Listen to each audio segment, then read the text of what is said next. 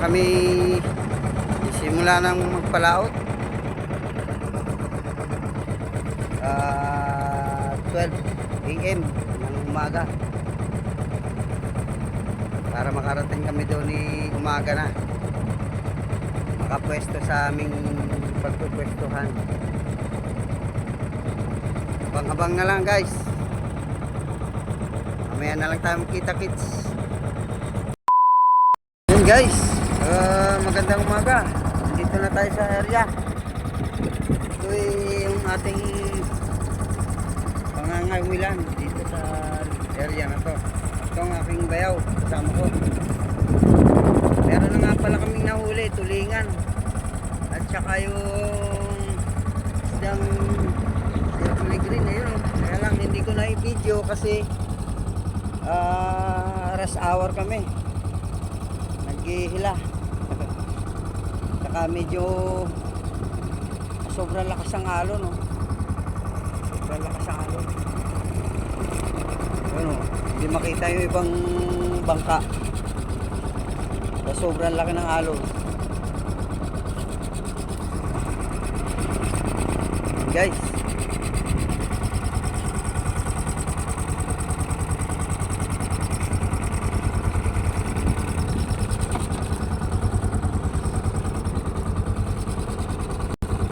maya papakita ko sa inyo yung mga huli namin.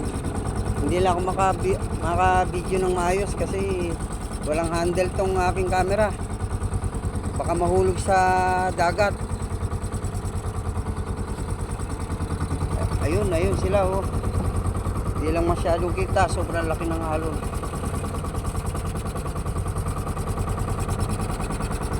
Mula doon sa may pinanggalingan namin doon, tapos ang tinakbo namin ay 20 miles. Nagsimula kami kanina 12 AM, ngayon kami dumating umaga.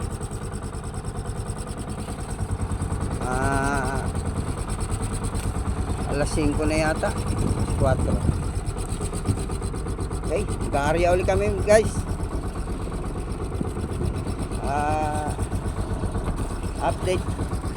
Update ko na lang kayo. Okay? 1 hour later. Yan guys, yung nahuli na ang aking bayaw oh. Oh, ang laki. So guys, dorado. Wow! Saka tulingan, yellowfin,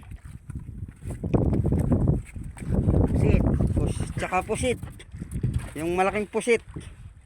Okay, mamaya na lang at sobrang lakas ang alon ha.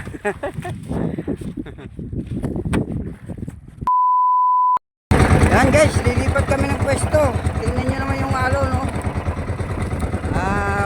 Wala kami mahuli na doon. Lilipat muna kami kasi sobrang lakas ang alon dito.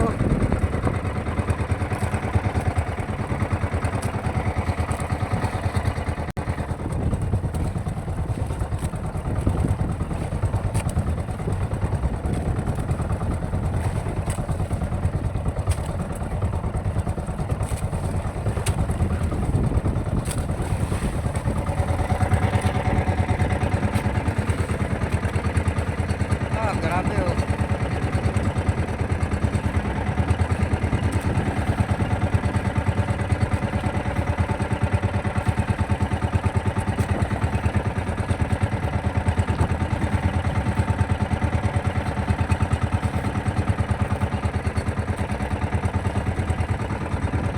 Lilipat kami sa kabilang boya.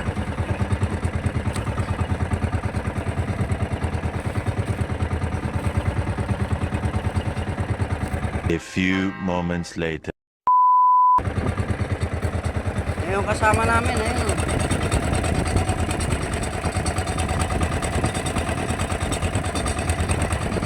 Halos di makita sa laki ng alon.